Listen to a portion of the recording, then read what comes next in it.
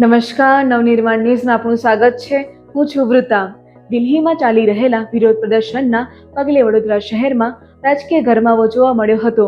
રાહુલ ગાંધીની અટકાયતાના વિરોધમાં અને કેન્દ્રીય શિક્ષણ મંત્રીના રાજીનામાની માંગણી સાથે વડોદરા શહેર કોંગ્રેસ સમિતિ દ્વારા વિરોધ પ્રદર્શન યોજવામાં આવ્યું હતું। વડોદરાના માંજલપુર વિસ્તારમાં આવેલા સરસ્વતી સર્કલ ખાતે મોટી સંખ્યામાં કોંગ્રેસના હોદ્દેદારો, આગેવાનો અને કાર્યકરો એકઠા થયા હતા અને સરકાર વિરોધી જોરદાર નારેબાજી કરી હતી।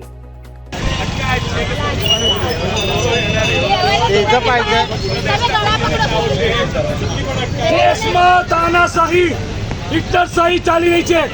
જે વિદ્યાર્થીઓ, યુવાનો દિલ્હીમાં આંદોલન કરે એ આંદોલનને કચડવા માટે જે રીતે પોલીસે લાઠીચાર્જ કર્યો, નાના છોકરાઓને માર્યા, વિદ્યાર્થીઓને માર્યા, શું ભાજપના નેતાઓમાં માણસાઈ નથી? આ માનુષી અત્યાચાર કરી રહ્યા છે।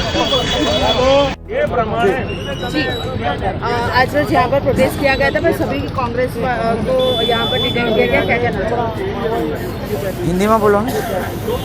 जे प्रकारे नीटना पेपरो लीक थया અને જે પ્રકારે છાત્રો અને વિદ્યાર્થીઓની સાથે જે અન્યાય થયો કે જે લોકો દિવસ રાત મહેનત કરીને જે તૈયારી કરતા હોય છે પરીક્ષાની અને પરીક્ષાના પેપરો લીક થાય, આ વારંવાર આ પદ્ધતિ થઈ રહી છે। એટલે શિક્ષણ વ્યવસ્થા ચેન્જ કરવામાં આવે। જે શિક્ષણ મંત્રી હતું પ્રધાન, એમનું રાજીનામું લેવાનું હતું। શિક્ષણ વ્યવસ્થામાં આપણે પરિવર્તન લાવવાની જરૂર હતી। એ માંગણી સાથે જ્યારે દિલ્હીમાં જંતર મંતર ખાતે જે વિદ્યાર્થીઓ આંદોલન શરૂ કર્યું, આંદોલન શાનું હતું કે વિદ્યાર્થીઓના હિત માટે, તેમના ભવિષ્ય માટે। ત્યારે સરકાર જે હિટલરશાહી છે, લોકશાહીને દબાવવા માટે પ્રયત્ન કરી રહી છે। ત્યારે લોકશાહીનું ખૂન થયું છે।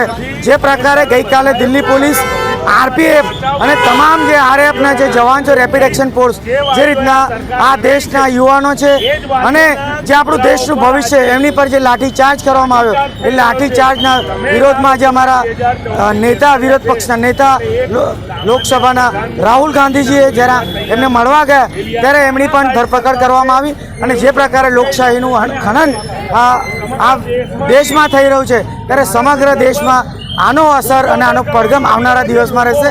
અને એને જોતા અમે માંજલપુર વિધાનસભાના મત વિસ્તારમાં સરસ્વતી કોમ્પ્લેક્સ ખાતે આંદોલન, એક ધરના કાર્યક્રમ રાખ્યો હતો। પણ અહીં પણ જે પ્રકારે પોલીસ દરેક કાર્યક્રમમાં કોંગ્રેસના કાર્યકર્તાઓને રોકવાનું અને દબાવવાનું કાર્ય કરે છે, પણ અમે કોંગ્રેસના સૈનિકો છે, દબાવવાના નથી।